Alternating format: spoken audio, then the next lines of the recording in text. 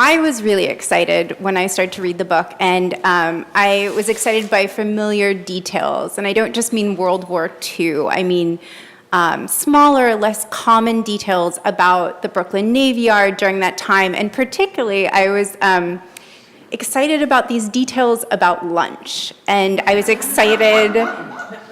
It has a point, I promise. And I was excited not just because I was hungry, which I probably was, I'm sort of always hungry, but because it was familiar to me, these options where people could eat if they worked at the Brooklyn Navy Yard. And I knew that it was possible. The first option you put out was a canteen, where Anna, the main character, liked to buy her chicken lunch.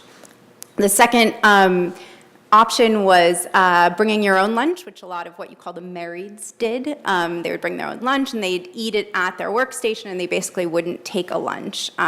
If they left, there was always sort of a touch of scandal that could reach them in their reputation. And then the third was what really excited me. It was an egg sandwich. And the reason I was so excited by this egg sandwich is because it reminded me of something, and I read this book, in the last few weeks, but it reminded me of something that I had seen in 2008 when I was processing the oral histories from the Brooklyn Navy Yard, which is a project that was done here. And so I emailed my old boss, Sadie Sullivan, and said, "This is so exciting. Have you read this book? Did you see this? I remember these details."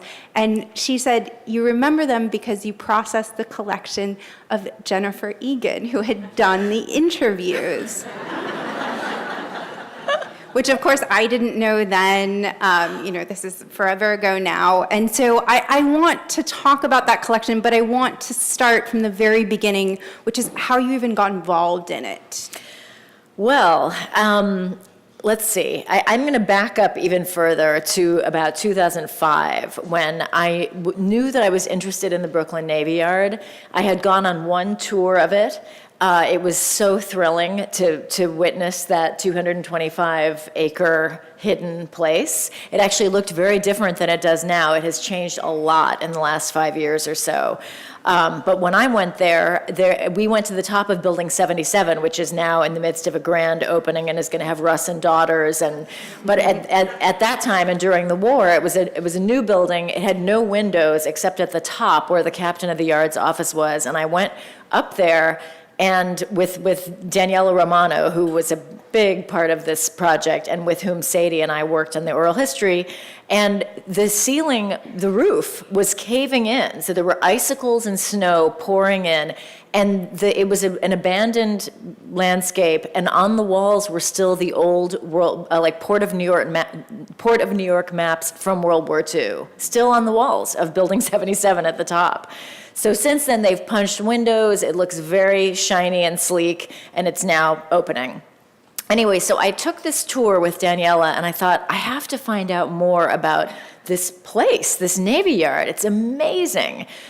So I came here to the Brooklyn Historical Society, which was not even remotely as accessible as it is now. You had to make an appointment. It had a little bit of a forbidding quality. But my son was going to preschool at Plymouth Church twice a week. So while he was at school, I would come in here and I would make my appointment at that time, and I would come and look through various artifacts. And one of the things I discovered was a cache of correspondence. Is this an okay time to talk about this? Okay. Yeah. Between Lucille Culkin, who was a ship fitter at the Navy Yard, and her husband, Al, whom she met at the Navy Yard. He was a machinist. And they got married very precipitously, as she called it, from maidenhood to marriage in 3 easy months, in one of her letters. And she was just one of those correspondents you dream of encountering. Her letters were full of information, which was what I was looking for. All kinds of stuff she spoke openly about attempts to unionize, differing views on the war, the plight of African Americans at the Yard. She was just a great source. She was crazy about her husband. And at one point, I think we have an image that will come along. Oh, okay, so that's Lucy right there, with her friends, 2 of whom, the ones in back, Ida and Syl, we actually interviewed for the oral history. I got to feel almost like I was friends with Lucy. I would come here for a couple of hours twice a week, and I would read these letters, and I would be racing to get my son because I would get sort of lost in all this. And at one point, she had a dream about having a child, that they had a son. And she wrote, and by the way, the reason she was writing to Al was that he joined the Navy, so he was at boot camp. And he would come back to visit now and then, and she would describe, being in a love cloud after he left. But anyway, she called him Butch, and she said, Butch, I had this dream that we had a son, and what will our lives be like? Where will we live? Will we live in California, or will we come back to Brooklyn? And I was sitting up there on the second floor, and I thought, there are answers to these questions. That was 1944. So I walked over to the nearest computer and I typed in her name. And within 60 seconds of reading this fantasy by a woman in her 20s about her future, I was reading her obituary. And it was really kind of a shocking thing. It was really a case of the amount of knowledge, the sweep of information I had in my head felt uncomfortable. And I went back and sat down, and reading these letters at first felt really bad in a way, because I felt like, she doesn't know, but she's actually going to die eventually. And it was strange to already know that she would have 2 daughters, as I learned in the obituary, that Alfred would survive her. So anyway, I kept reading. I got back into it after I sort of overcame that shock. But then she went and joined Al in California, and the letters stopped, and I felt bereft. I thought, well, what more is there something more I can do with this? And I thought, well, what? I don't know. So I wrote an essay about it called Reading Lucy, and I published it in a collection of essays about Brooklyn, and within a few weeks, I received an email at my public email address, and the subject line was, I am Lucy's daughter, which was an amazing moment. So, great, this leads right to that slide. So Al was still living, Lucy's 2 daughters, and Al, and the families of the 2 daughters, and I believe Ida of the group outside the Navy Yard, all had a tour of the Navy Yard together. Oh. It was incredible. Alfred had not been back since the war. And okay, so there he is in Building 128, which, as you can see, is like a shell. Not much had happened between the war and that. He was 86, I think, at that point. I felt a little embarrassed to even look at Al. I felt like I knew way too much about Al. I had read lines like, just a couple of extra kisses and an incy-wincy pinch on the aft end. And I'm standing there with this old gentleman in his walker going, oh my God. And he seemed a little shy as well. He had donated the letters, so he knew what was in there. But we did actually end up interviewing Al as part of the Oral History Project. Anyway, I think maybe it was the fact that Ida and Syl were still alive, the 2 friends of Lucy's, and various other people were kind of rising to the surface who had worked at the Yard, that Daniela and I agreed that we would start trying to interview people, anyone we could find who had worked in the Navy Yard. And so I conducted some of these interviews. Even back in 2006, when I was at the Miami Book Fair, I actually drove to a couple of retirement communities down there and interviewed a couple of ladies who were absolutely amazing. But then finally, I was recording them on a cassette recorder, actually. But finally, I think Daniela reached out to you guys and to the Historical Society, and it became a more official Oral History Project, which was great because we used really good recording equipment, which Sadie Sullivan had. The one thing I want to just say about the interviews I conducted is that I wish I had not conducted any of them.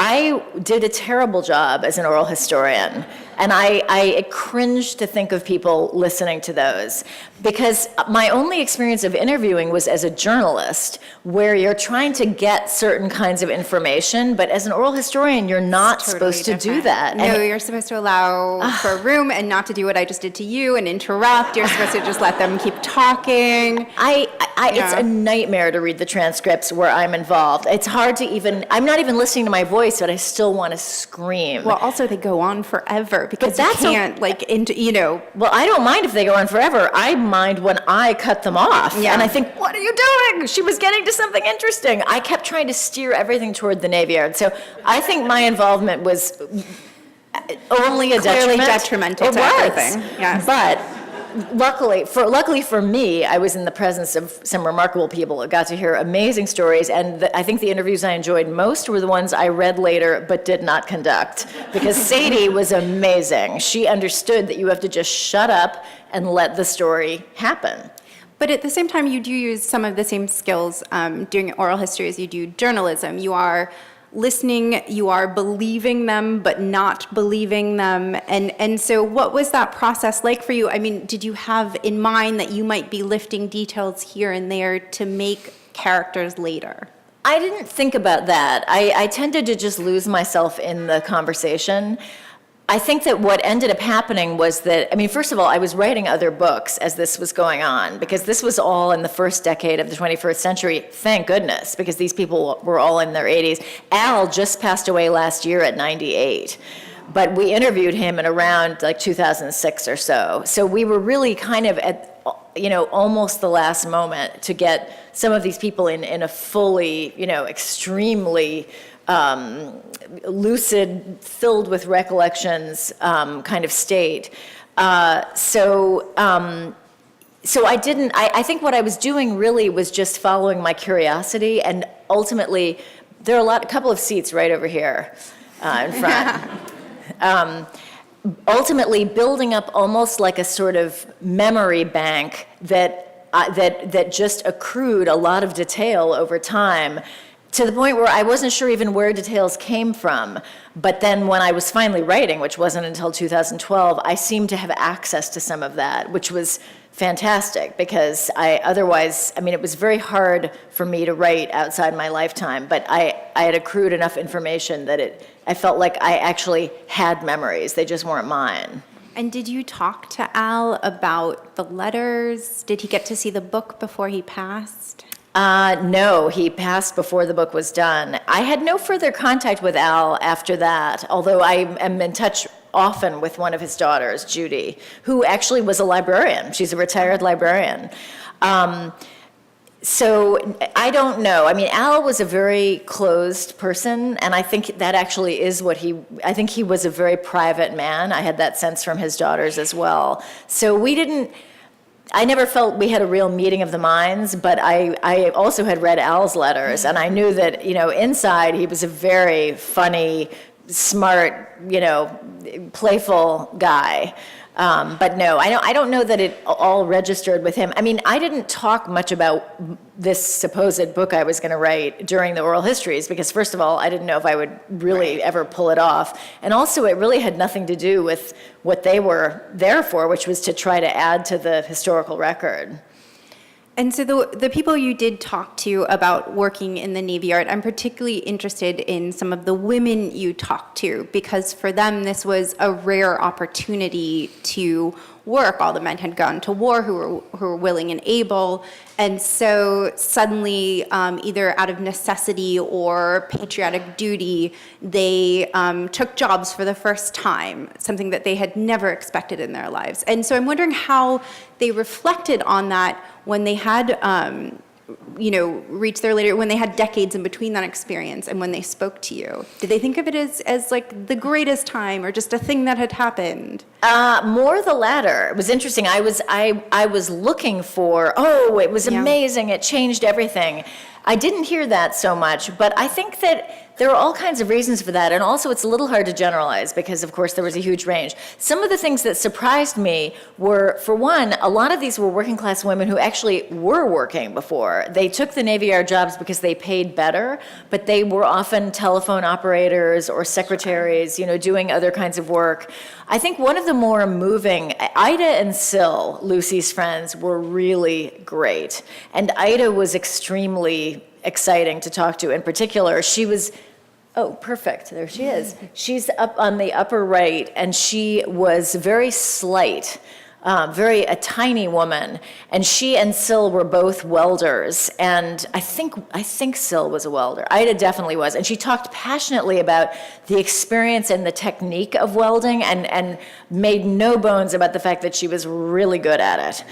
And for the first couple of years that she worked at the yard, women were not allowed on ships, which is sort of incredible. But the reason was enclosed, tight spaces and fear of, what might happen if men and women were together in these small spaces. Of course, we're way beyond these problems now. It was another era. So the women, of course, did not like not being allowed on ships, and they protested. And in fact, it was convenient to have them on the ships because they were slighter and more limber and much better equipped physically to work on ships. So they would do welding and plumbing and electrical work, and they actually could fit into these little spaces. And Ida, again, was just amazing. So the women were all fired even before the war ended, and Ida, who still had to work because she was, she needed to earn a living, although she was married, decided she wanted to keep welding. I mean, it was a totally reasonable supposition, and she was treated with complete contempt everywhere she applied. They laughed at her.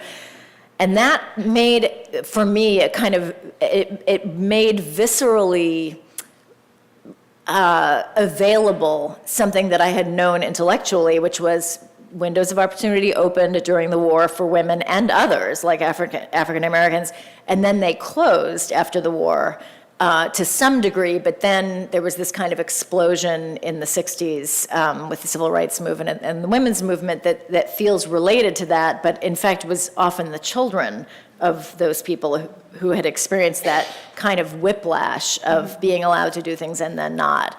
And talking to Ida really made that feel real. Another thing that was interesting, it was I think the formality of all of it, the nice equipment and the official nature of it, the fact that there were often 3 of us there asking questions in succession, I think may have had a slightly censoring effect on certain things about like bad behavior, let's say, which we were always very eager to hear about, of course. Who isn't? But the women were very careful about what they said, especially about the men. And so I would often just hear, oh, they were such gentlemen, they were so nice. And I would think, come on, there's got to be a little more to it. There was one woman I interviewed alone who kept alluding to something very disturbing that happened at a New Year's Eve party. And 2 hours later, I still hadn't gotten it out of her. It was something about a supervisor with another woman, and she was clearly shocked by it, but I never found out what it was. So there were things they didn't tell us, I think, because of the formal nature of the interviews. And I'm not sure, often when I would see there was something there and I couldn't quite get it out, when I would later do oral histories in Fort Greene, you could sort of tell that they hadn't told anyone. They were never going to, and this was about the closest they could get. And I can't help not to get too far off. But what happened to Ida? Where did she find work? She did various kinds of work throughout her life, but now I don't think it was physical labor anymore. Yeah. And then she had kids, and I think took a break from it. But that was it for her, doing that. But she and Syl were probably the most aware of how special it was, more than some of the women who had a very pragmatic view. I mean, they seemed almost to resist, as if they had been invited before to participate in a narrative in which they had behaved heroically, and they weren't into that. So that was interesting. Huh. And some of them, said no. The pay was better, and I did it. What do you want from me? I would say things like, well, I was always looking for moments of convergence. What else did you see? Things that weren't in your office? Were you able to move around the yard? And very often they would say, no, I just got there and did my job and I left. But it's so hard to know, how much of that is the dynamic of the conversation. Right. or maybe lack of memory. One thing that was really interesting was how many different versions I heard about the launching of the Missouri. It was a very Rashomon-like quality. I mean, it ran the gamut from, people who watched out of office windows, people who had the coveted seats inside the building ways. One guy who was such a poignant fellow, I didn't actually interview him, but this is one that I read. He was 4F because his teacher had boxed his eardrums in grade school, boxed his ears, and he had broken an eardrum. And according to him, he wasn't allowed to be in the military because poison gas could go in through the broken eardrum and affect your brain. And it was so clear that the agony over this inability to serve just dogged him so terribly. But anyway, he ended up sort of near the logs that held the ship in place before they knocked them out of the way and the ship could go down the ways. And apparently, when they started knocking the logs, he almost got caught in that action, and he could easily have been killed. So I felt like from every angle, I watched this ship again and again and again, and that was really fun. Oh, that's so exciting. And I wonder if, because a lot of the women you talk to seem to treat it as if it was a job, as if it was, something they did for pay and then they went home, is that why Anna does not seem like she's just doing it for pay? She cares a lot about her work. She cares that it's interesting, and she has ambitions. She sees divers, and she knows that she wants to be one. Yeah, I mean, that was, So the question is how did I get from all those interviews to my character? Yeah. And the answer is, oddly, almost every specific detail in there comes from there's almost always a real life corollary, whether it was the Ship Worker, which was the newspaper of the Brooklyn Navy Yard, which is all available on PDF and which I read every single issue of, and believe me, it gets granular. Talk about lunch. They were obsessed. A new canteen opened. It has carrots. Very exciting stuff. Yeah, it really, or so-and-so broke an ankle over. So I felt like I really was deep into the minutia. But then I had heard all these details that actually do appear in my book, such as a woman who talked about falling off a bicycle and having a bunch of sailors jeering at her from a ship, which she hadn't even noticed was there until she fell, because it just seems like a wall, really. But then she looked up as she was lying on the pier, and they were all howling with laughter. So there were all these details, and yet I wasn't thinking about any of the women as I wrote, and Anna came out of nowhere. It's not like one of them, made me think of her, and that's kind of always the way I work. The people, there's never a real life corollary for the people themselves in my stuff. I don't seem to be good at it, actually. Even when I try, I'm not good at writing about people that actually exist. The farther from what I know, the better. So she just kind of appeared. I do hope you find your calling. And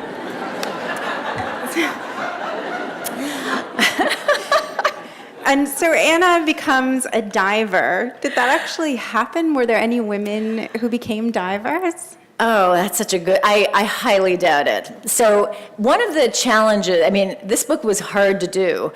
One of the things that was hard was that I felt like it took much longer than I thought to know enough that I could start making things up and kind of do what I do, which is hopefully, find the humor and the absurdity and push situations to their extremes and just kind of be me as a writer.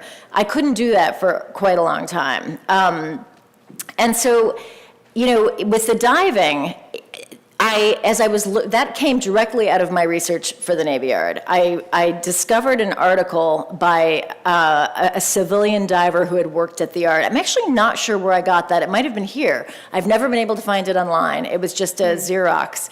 And he talked about how civilian divers were needed and the pay was excellent. And he gave it was from a Navy Press magazine, and it gave tons of details about the equipment, the fact that there were no telephones yet into the helmets, the hand-powered air compressors. Talk about scary. You're like 30 feet under the water, and someone turning a flywheel is what's giving you oxygen. And I don't know why, but from the moment I read that article, I thought, diving is important here. And so I just pursued it, but I wasn't sure how it would really work. But, you know, as well as all this research for the Navy Yard, I started doing a lot of research on diving. So I fell in with a group of veteran Army divers who have a very tight-knit organization. I think there were many fewer Army divers than Navy. And they meet every other year for a reunion. And one of the things they offer at their reunions is the chance to wear the old Mark V, which is the dress that anyone would recognize. It's very archetypal. It's the spherical helmet and the big lead belt and boots. And they actually dive in this old equipment, which was in fact used into the 60s, actually. It remained current for a tremendously long period. Basically from the turn of the century until the 1960s, they were wearing this stuff. So anyway, so I went to that and I spoke to lots of divers who had, actually one gentleman who had dived during World War II, a guy named Jim Kennedy, who dove in Cherbourg, doing salvage work, helping to clear out all the stuff the Germans had blown up to make the harbor unusable. And I said, so did you ever encounter any female divers? And he said, one. He had met a Russian woman who was a diver in Cherbourg. And I thought, wow, I was so excited. And so I had a plan to interview him by phone because I felt like maybe there was a little more to it with the Russian lady, or maybe I was just imagining it. But whatever it was, he wasn't getting into it, surrounded by all of his diving buddies.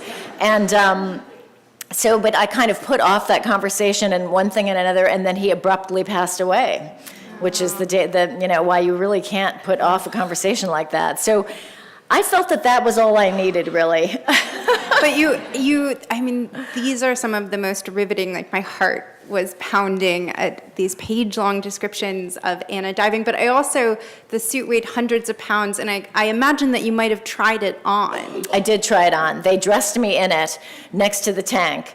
And it was really a great experience, although very painful. It's a 200-pound diving suit.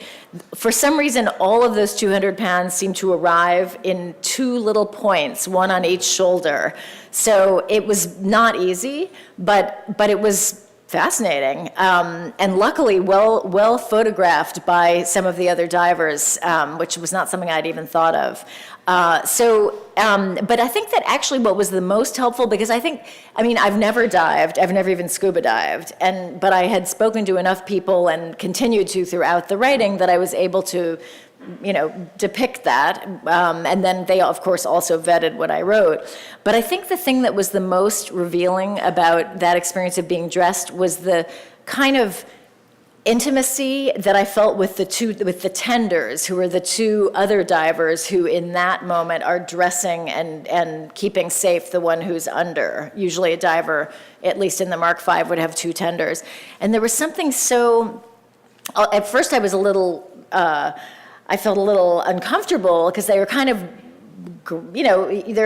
they're putting the dress together around you as if it were kind of a machine.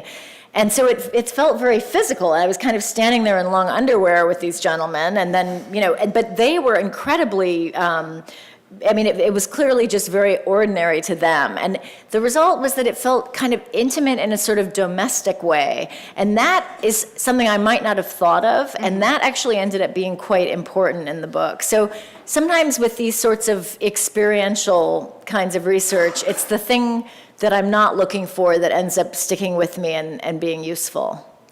And then some of the other research, I asked for some of it to be played here, but there is some that you must have just Googled, because we know, the kind of magazines that the doctor would have on his coffee table in 1944. We know about chowder bars and waterfront saloons, which they have great maps of and different menus and such here, but you can find most of that online, and you know that, for example, Dexter Stiles has a Series 62 Cadillac. It's the last one to come off the line before Detroit turned to war.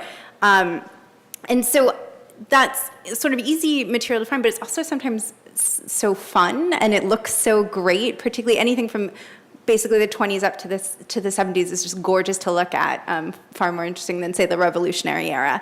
And so I wonder if there's a particular piece of ephemera, a magazine or a manual or something that you were just really taken with, that you really liked.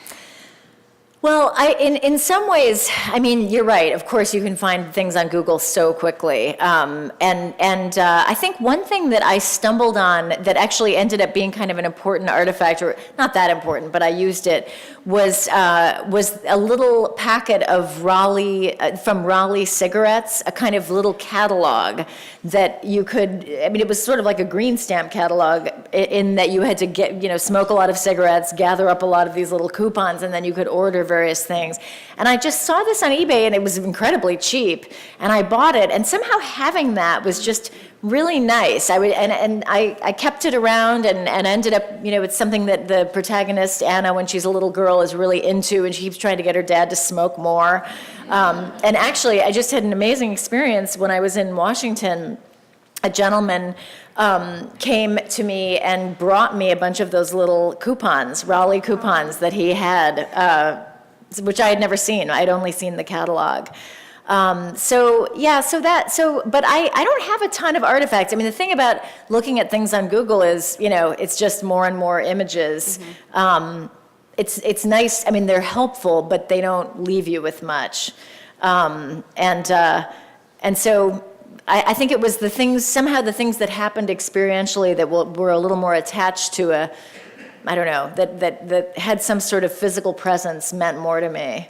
And so you said you had the divers read what you had written to make sure that it was accurate. Did you have anyone else look over the document? To historians? It was pretty right. I mean, I had all different areas because we haven't even gotten into the Merchant Marine here. As I was writing, I mean, should I say anything about the story? I feel like this might be a little kind of confusing. Are we a little bit lost? Well, let me just say, so the worlds of the book the book is about a young woman whose father disappears, leaves the family. We meet her first when she's a kid, and she and her father visit a man named Dexter Stiles, who clearly seems to be sort of an underworld figure of some kind. The father disappears. He was a longshoreman working on the West Side docks, and before that, an aspiring stockbroker, which didn't work out too well after 29. And so Anna, once at 19, works at the Brooklyn Navy Yard, and her path chances to cross this man, Dexter Stiles, whom she met as a kid, and she begins to wonder if he may know where her father is, or where her father isn't. And so they become acquainted, but he does not realize who she is, because she was a little girl when they met. So that just gives you sort of the bare bones. And we've talked about a lot of the research that I did, which was the Brooklyn Navy Yard, deep sea diving.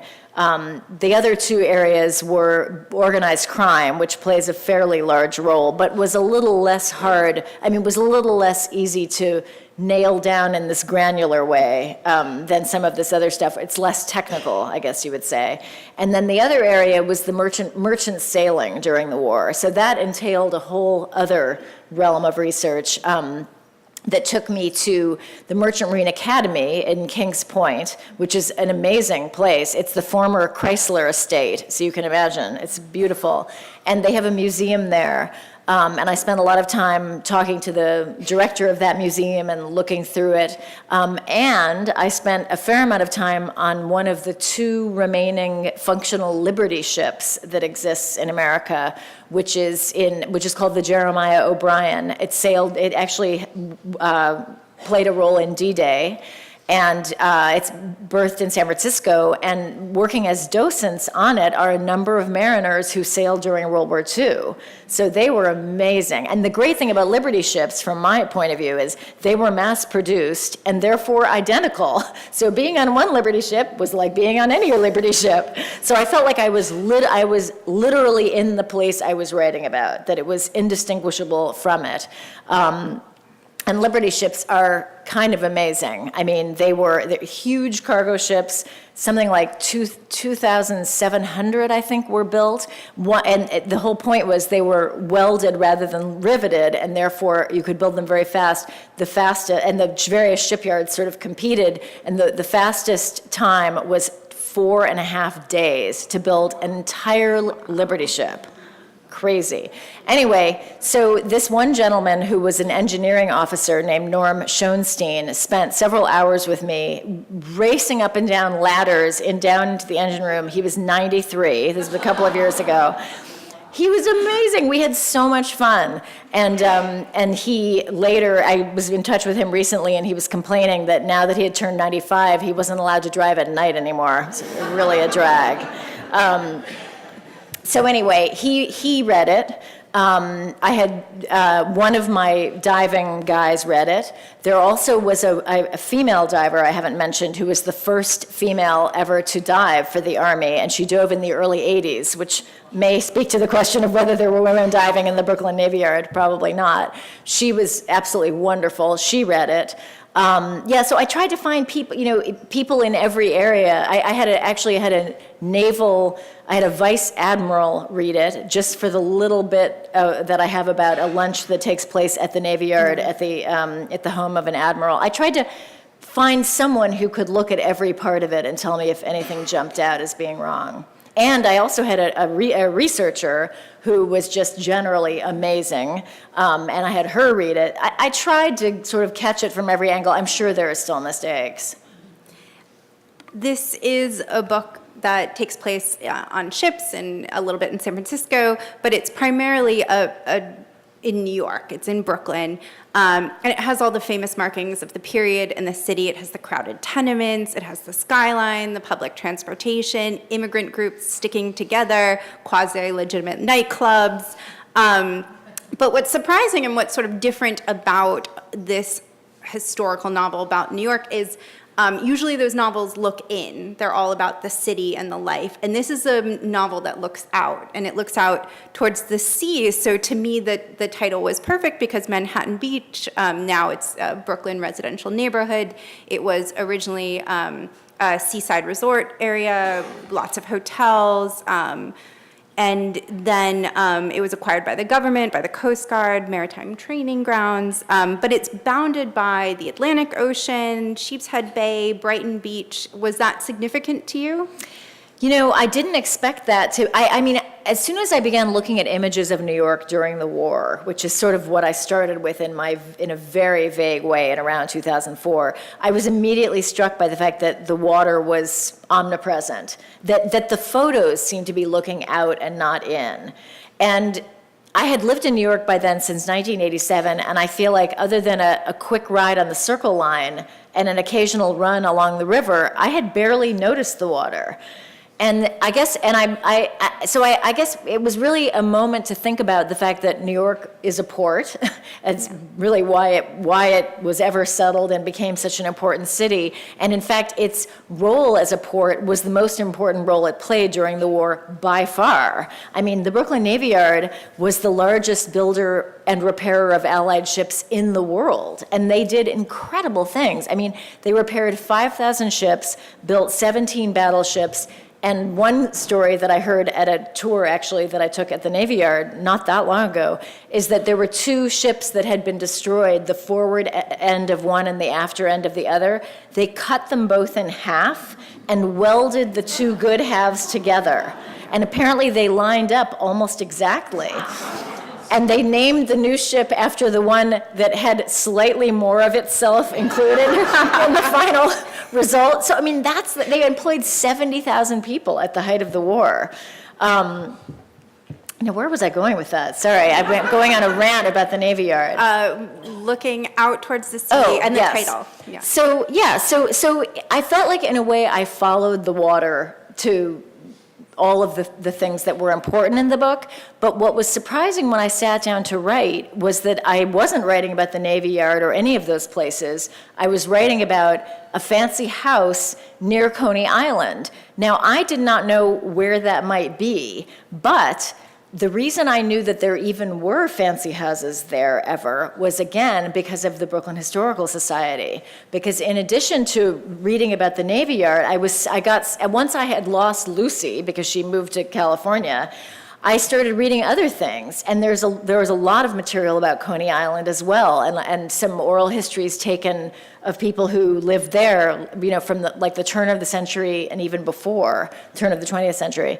And I learned, there was one that I remember specifically, the guy being interviewed was the son of a man who was very famous for making wooden horses for carousels.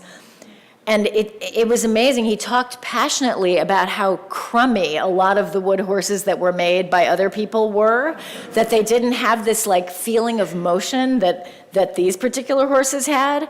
And somehow in the course of reading, I think those letters or oral histories and other things, I realized and learned that Coney Island was actually, that whole area was very exclusive until the subway allowed everyone else to go there. But that there were these fancy houses, that it was like a vacation area for rich people. And I guess I was remembering that when I wrote a scene set in a kind of luxurious environment, but I didn't actually know if it still existed. So I had never heard of Manthattan Beach, actually, when I wrote that scene. And then I read it to my writing group, which is a group of people I could not live without. And one of them, a guy named David Rosenstock, who's a wonderful essayist, said, "Oh, that's Manthattan Beach, right?" And I thought, again, it was the same feeling that I had when I saw the diving suit. I thought, oh, it's like almost like a vibration that I just know something is right. And I thought, that's the title. And I didn't have anything yet, really.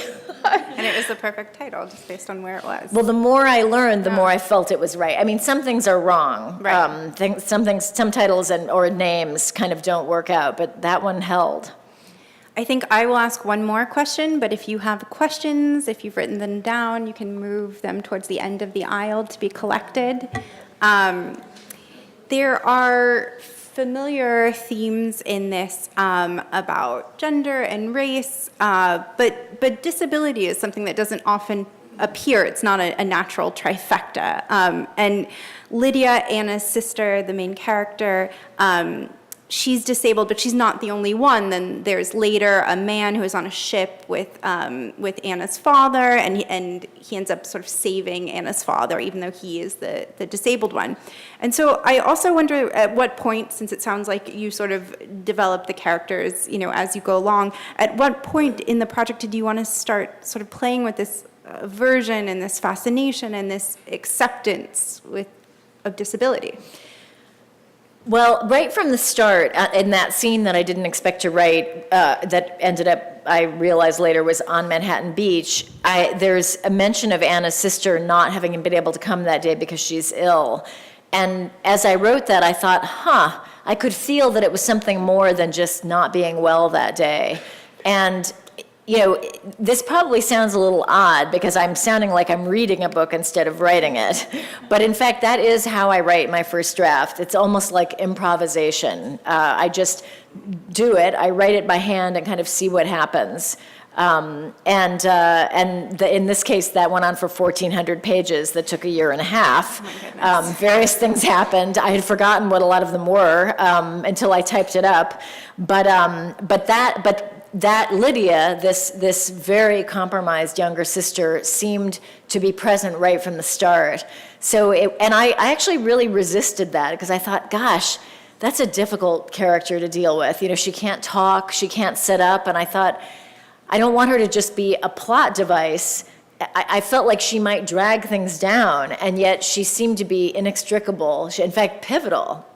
So it was not so much standing back and saying, I think I'm going to include this kind of character, but more saying, oh man, I seem to have this kind of character here. What was it like for someone like that? And what I learned was you did not really want to be disabled in 1942. It was really hard. There were very few accommodations, and it was a very tough life. And for example, as like many people, they were living in actually a 6th floor walk-up, but there were lots of stairs, and the result was that she couldn't go out very much. And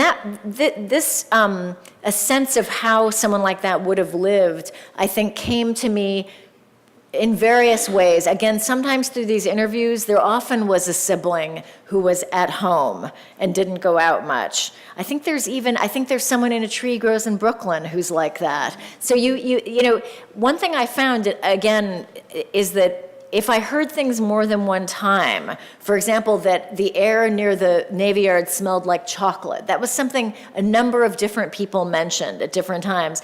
The more times I heard it, the more real that started to seem and the more available to me. And I guess the same thing happened with this sense of compromised relations who were at home, who rarely left. And so I came to it more that way, I guess, and did the research to try to, accommodate it, but I didn't start with an idea about having that person there, because I just never do. It just doesn't seem to be the way I work. And then, so Lydia came, and then did you feel like you wanted another character, or it just as well just happened along the way? Yeah, again, no, I never, there's very little forethought. I guess it happens, and then I decide whether I feel like there's interesting, whether that kind of symmetry is repetitive or whether it's interesting. It could be either one. I mean, I have to see how it reads, I guess. I certainly let people go, but then sometimes people just won't. I can't, even though I can't quite explain why they feel essential, they do. And then, of course, I'm also relying on other readers.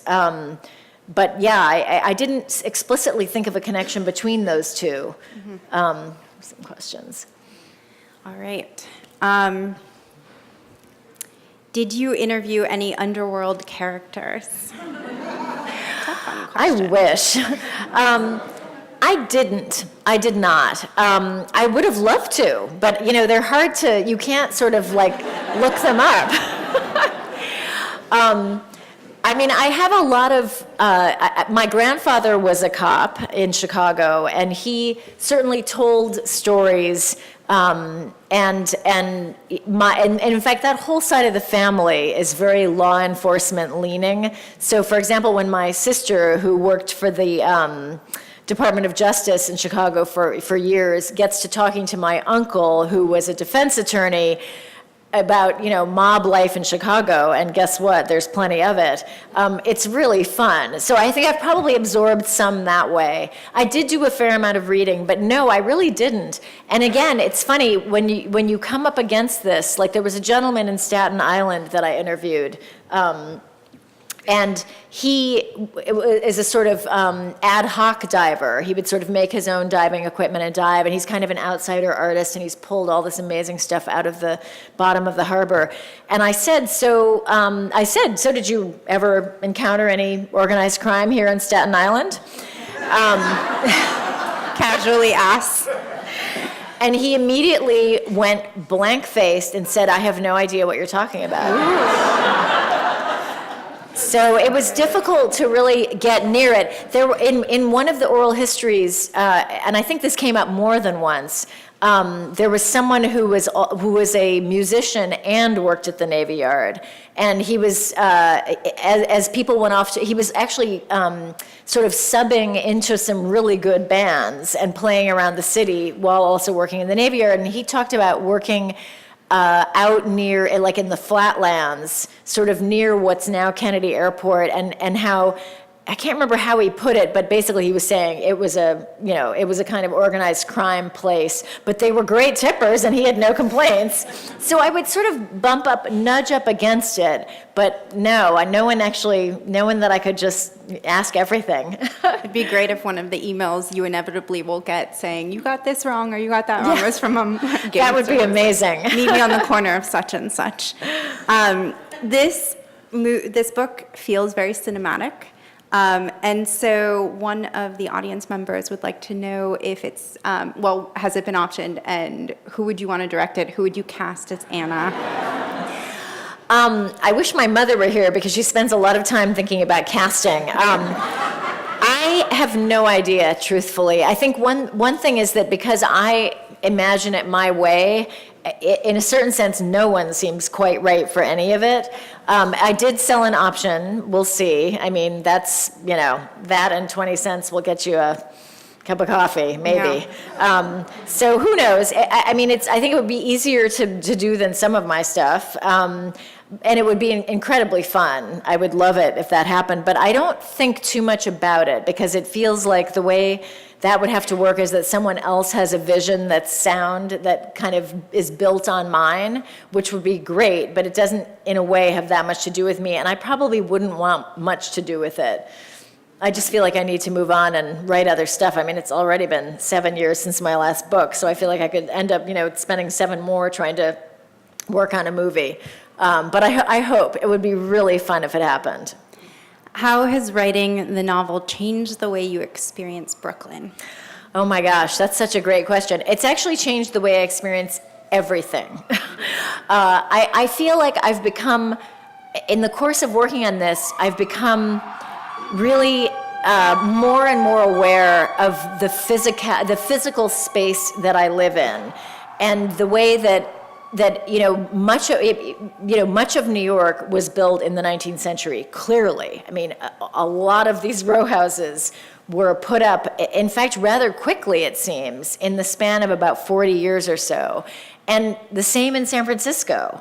So I'm fascinated, and other cities, I'm fascinated by these old structures and how much has happened in them. I mean, where we are right now, it's almost mind-boggling to think about it.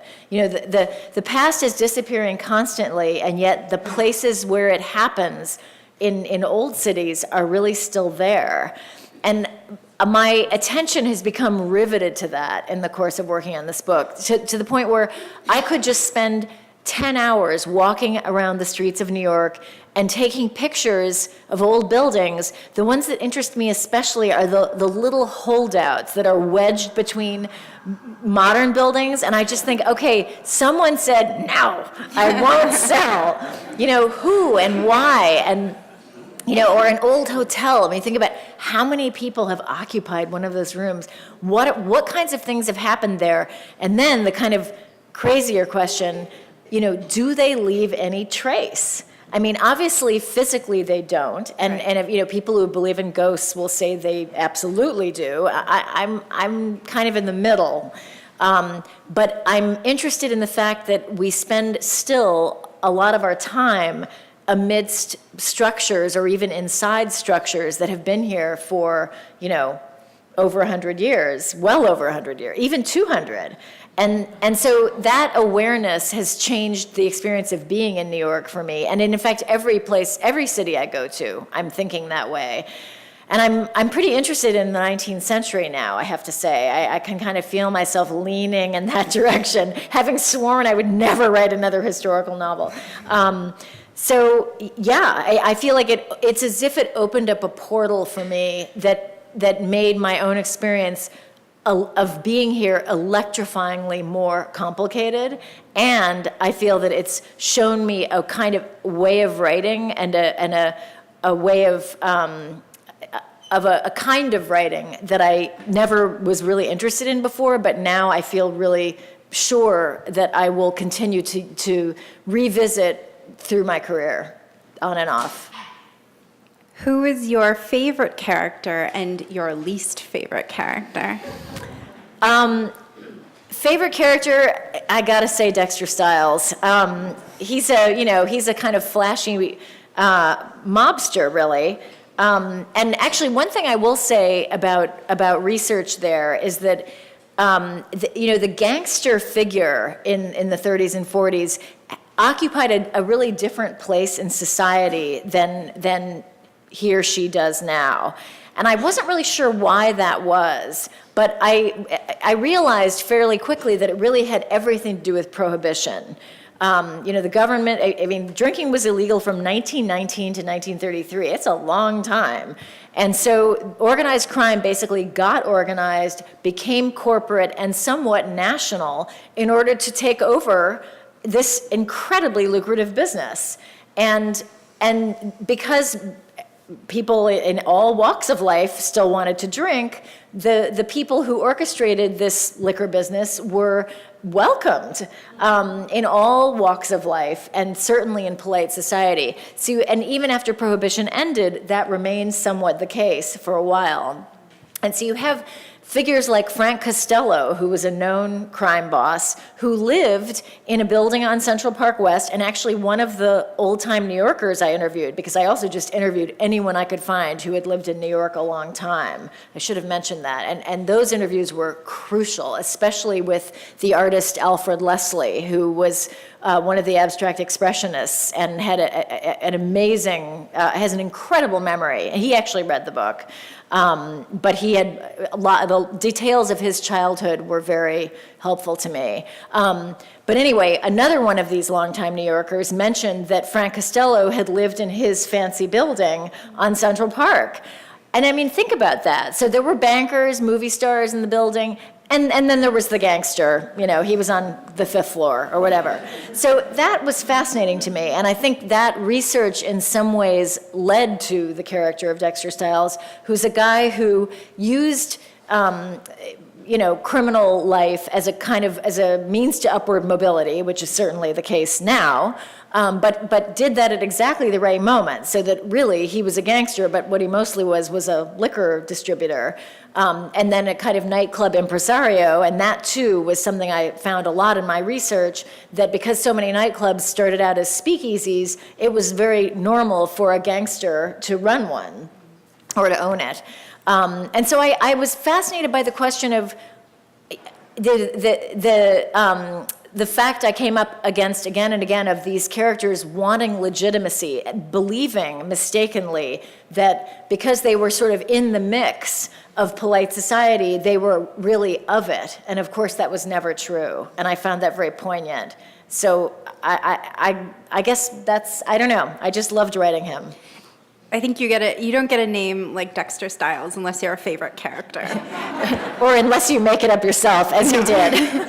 And so one of the questions is, a couple of the questions are around the relationship between Dexter and Harriet. Harriet is his wife, and she comes from old money. Her dad's a banker. They go to a club. And so part of his, sort of reach for upward mobility is marrying Harriet, and some of them wonder if that is realistic. Well, it's a liberty that I take for sure. I think it is realistic, actually, but it requires. I mean, there's certain facts about it. So she's a sort of debutante. Daughter of a naval officer turned banker, a very blue-blooded New York. But she was a very bad girl, as they say.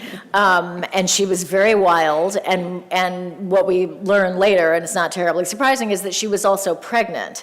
So there weren't a lot of options there. And Dexter Stiles is a pretty appealing fellow in certain ways. And her father, the banker, is a very, in a certain sense, a very free-thinking, open-minded guy within certain restrictions. So I think it is plausible. It would probably be unusual, but just based on my knowledge and my research, I think it is plausible. The father-in-law seemed to collect son-in-laws who could be convenient or he would settle for in this way. And as pragmatic, and he was very pragmatic, and so there was use to having Dexter as a son-in-law, but it also seemed like you knew he would accept Dexter, and you also knew later on in the novel that he would not accept Dexter not being Dexter. Well, I think it's clear that Dexter has, to some degree, agreed to a very specific set of rules in order to marry this girl. And he's hewed to those rules, so it has basically worked. But in a way, the question speaks to the larger picture, which is, will it work over time? And I guess that's really one of the questions the book asks and kind of explores the answer to. There are a lot of questions around the way you wrote about Irish and Italians and words that you use like wops, but particularly around blackness and your use of Negro. And so how did you approach the research and how did you make those decisions? Well, one thing that was so clear, I remember talking about this with Alfred Leslie, the artist, whom I interviewed before I did a lot of other research, and he had a theory that there was much less ethnic prejudice then than there is now, because it was all so out in the open. In other words, everyone identified each other ethnically, and that was just how it was. Alfred is Jewish, and so he was always the Jew, he told me. And this is certainly reflected in fiction of the time. So for example, if you read John O'Hara, like the novel Butterfield 8, you know, there's very poignant character who seems to be the kind of John O'Hara stand-in, who says, you know, I'm a Mick and I'll always be a Mick, and that's not a good thing at that time. So the foregrounding of ethnicity just felt essential, because it was difficult to write about that moment and how people perceived each other without acknowledging ethnicity and having people acknowledge it on a regular basis. It felt pretty weird to do it in these times. And I know when my husband, who's Jewish, was reading the book for the first time, he said later that when he encountered the word shyster in the second chapter, he was shocked. I mean, he just thought, what? But this identification seems to happen across the board. It's interesting, you know, and Negroes were identified as Negroes. The thing that was really interesting to me in terms of the question of blackness or whiteness is that I almost never encountered the word white in my reading about that time, because these ethnic groups did not see themselves as united in whiteness. They saw themselves as divided by ethnicity. The Irish Americans were extremely racist, but their racism generally was aimed at the Italians, whom they regarded as a different race. So it gets to, so if you think about Ta-Nehisi Coates writing about the people who believe they're white, it really makes a lot of sense when having been reading in that period to say, I'm not sure the idea of whiteness was something I encountered very often. Whether Alfred Leslie is correct in saying there was less prejudice, that I can't tell. Irish American life interested me particularly because it's the world that my father comes from, on the south side of Chicago. And it was, you know, I didn't know my father that well. His marriage to my mother was annulled when I was 2, so go figure. But he remarried because he had never been married in the first place, it turned out. He married another Protestant with the same birthday. But anyway, so he went on to have another family, as did my mother, and I moved with my mother and stepfather to San Francisco. So I spent a lot of time with my father when I was little and still living in Chicago, and I drew, I think, a lot on some of that, those memories, just in the kind of secret life that Anna lives with her father, you know, basically accompanying him on his work. But I was interested in delving a little more into that. I've never felt any kind of real ethnic identification. I mean, the Irish came here so long ago.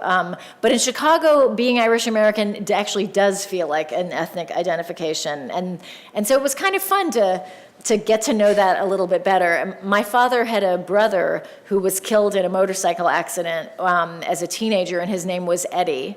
And I used to talk to my father a lot about the departed Uncle Eddie, who was never, ever mentioned in the house after he died, if you can imagine. And so I have to say there was kind of a personal resonance, which I don't often feel about my books in getting a little more into all of that. So is Eddie Kerrigan then after Eddie your relation? Well, the name seemed right. Yeah. I have no idea what Eddie would have been like because he died at 16 or something. Right. But certain traits that Eddie, the father in this book, has, you know, he shares a bit with my father, and they are in some ways stereotypical Irish American traits of being a bit closed, a bit private. You know, there was of course, there was a horrible trauma in my father's family of this brother dying, and so I don't know. I guess it just made me feel that I knew all of them a little bit better. And then this is a question you probably get fairly often. Do you find writing in the current social political climate a challenge? Is that why you're going further back? Well, I mean, I felt very lucky to be working on a book that was not contemporary when the election happened, because I really felt like, wow, what would I do? I mean, how do you account for it or account for not accounting for it? So I felt like I sort of lucked out with my timing. I mean, I was just finishing this book when the election happened, and while I was incredibly distracted after the inauguration to the point of really not being able to work for a couple of weeks, for the most part, this book was a tremendous escape for me. It felt related, though, I have to say. I mean, I'm writing about, there's a thuggish strain in our culture that you can find anywhere you look. I mean, starting with the way we treated, the Native Americans who were here. I mean, it's there. I've always been interested in American self-reinvention or self-invention, and I remain fascinated by that as a very fundamental American trait. But I think what one of the insights that Dexter Stiles has in this book is that his rather brutal approach to inventing himself is also very American. He actually has that insight. So I felt that somehow the events of the election and then the sort of vibe in and around the White House felt oddly very much of a piece with some of the things I'd been reading about, the kind of overt corruption that it was, much more manifest in American civic life, certainly on a local level, in the early 20th century, in New York, Tammany. It was all tremendously corrupt. So it felt related, and yet luckily, not in any way contradicted by immediate events. The challenge is going to be going forward, because I want to write about contemporary life again, and I haven't really had to do that yet. It's going to be interesting. I think that Jennifer is going to stay and sign books, but unfortunately this part of the evening is over. So thank you to the Brooklyn Historical Society. Thank you.